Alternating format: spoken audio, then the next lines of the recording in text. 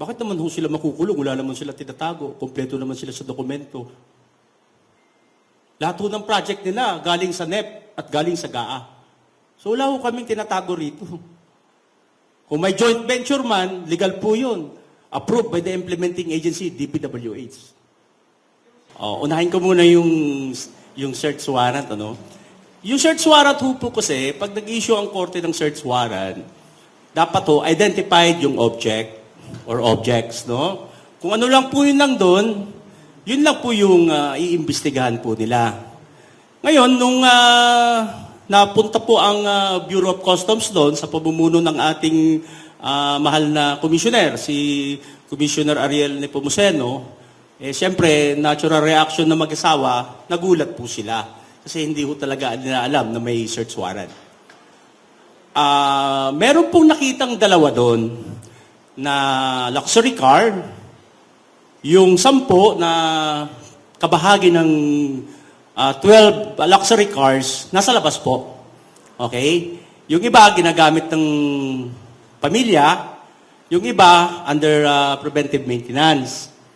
So kagaya po nung sinabi ko nung interview natin dun sa opisina nila, ang parking po ng mga luxury cars, nandun po talaga.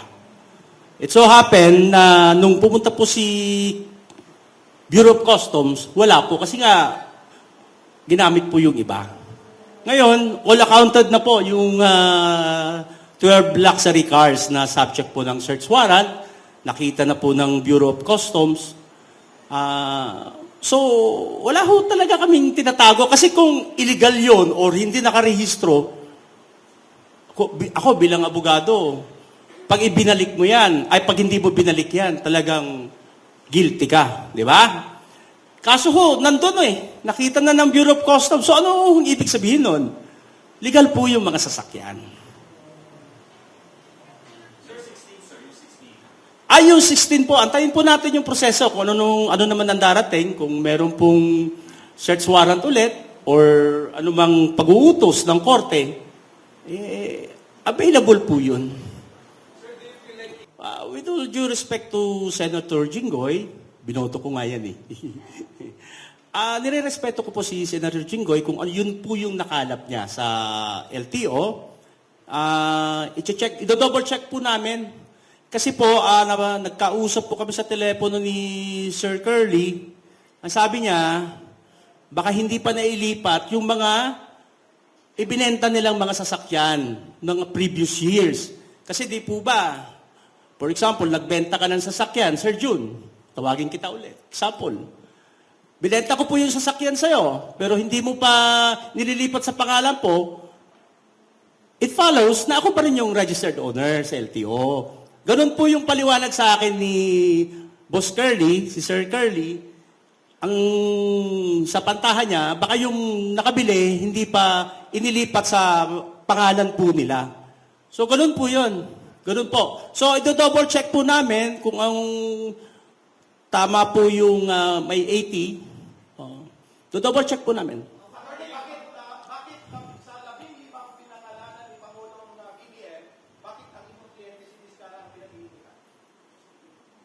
Dahil po na nahimik kami. Pasensya na kayo mga kaibigan. Sometimes kasi nakaka-pick up din tayo sa pananahimik ng isang tao na parang negative, di ba? Hinintay po namin ang patawag ng Senado, patawag ng House of Reps, at nung mga ibang mga agency. Talagang hinintay namin bago kami magsalita. So kahit gustong-gusto nilang magsalita or gusto nila kaming magsalita bilang mga abogado nila, sinabjuho namin yung passion namin. Kasi hindi naman ho makakatulong yan pero devastated po sila. Sa SOCMED, sa news, kasi hindi nagre-react. Pero eto na po kami, lumabas na po kami. Kasi nga, nag-upisa na ang Senate hearing. Normal naman po yun, sir. Ako nga, nagpapapicture kay Governor Chavit Pero hindi naman niya ako kilala personally. Normal po yun. For example, ikaw, sir. Sino po politikong nakadaupang palad mo na nagpakuha ka ng picture sa kanya? Vico Soto. Kilala mo po ng personal? Talaga? Oh, so, good for you, sir. Good for you. Ah, di ba? Ganun po tayo eh. Aminin po natin, tayong nasa mga kaibigan natin sa media. Hindi naman po ibig sabihin na nagpa-picture ka eh, may connection ka na. Di ba? Ako rin po, bilang practicing lawyer, may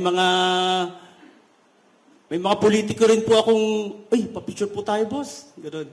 Pero hindi naman ibig sabihin nun eh, may connection na. So, doon po nagiging negative po kasi. Alam niyo, ang social media talaga nakakatakot eh. Di ba? Ako nga, binabas eh. Ang dami kong buzzer. Sabi nila, hindi naman ako nagbabasa kasi hindi naman nakakatulong sa akin yun eh. Hindi nakakatulong para to advance and protect the interests of my client. Hindi nakakatulong yun. Sir, may tax audit orders na raw ang BIR. Na-receive niyo na po ba yun? And plano ng mga diskaya sa kayo ng BIR? Gusto mong sagutin kita ng diretso dyan, sir? Yes, sir. May tax clearance po ng January 2025. Ang St. Timothy, St. Gerard, at Alpha and Omega. So, ibig sabihin yan, pag meron kang tax clearance ng January 2025, yung previous years mo, bayad. Pero, trabaho po ng BIR po yan, trabaho po nila, so dapat pong gawin lang po nila, pero bigyan kita ng advance, bigyan ko po kayo ng advance info, meron pong tax clearance. Ang St. Gerard, Alpha and Omega, St. Timothy, January 2025. Ibig sabihin po yon, yung previous years, hindi ka makakakuha ng 2025 tax clearance kung hindi bayad yung previous years. Tama po ba? Tama po, sir? O ikaw, sir?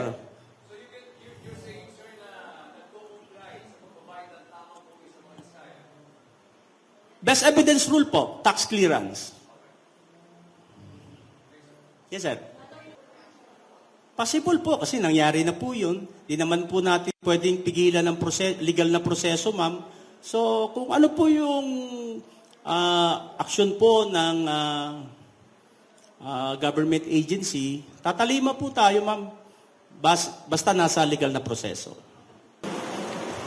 Sir, nilibo po ng pick-up yung lisensyo ng 9 construction companies na pamamayaari ng mga asawa ni Sky. Your reaction po? Hindi ko pa ho na... Kailan po yan? Ngayon lang. Ay, wala po kami napag-usapan ni Sir Curly. Pero kung nirevoke, ano kaya ang basihan? Kasi dapat may due process yan. Hindi basta-basta nire-revoke. Ano po, sir?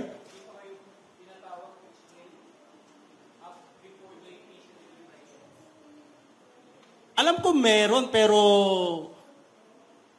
sa pagkakaalam ko, may extension to submit mga documents. Pero kung nirevoke ka agad, surreptitiously, may problema po tayo sa due process.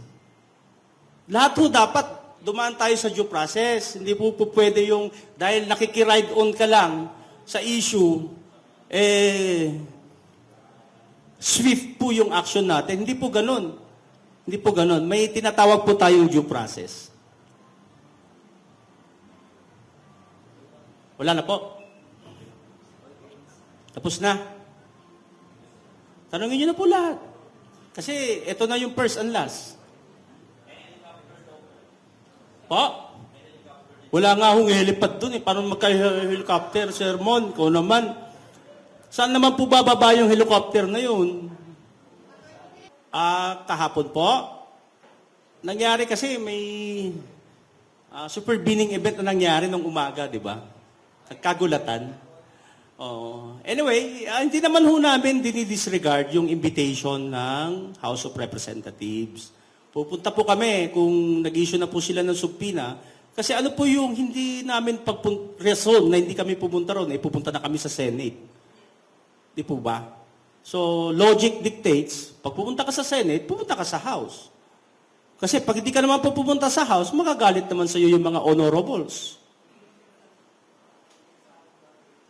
Bakit naman ho sila makukulong? Wala naman sila tinatago. Kompleto naman sila sa dokumento.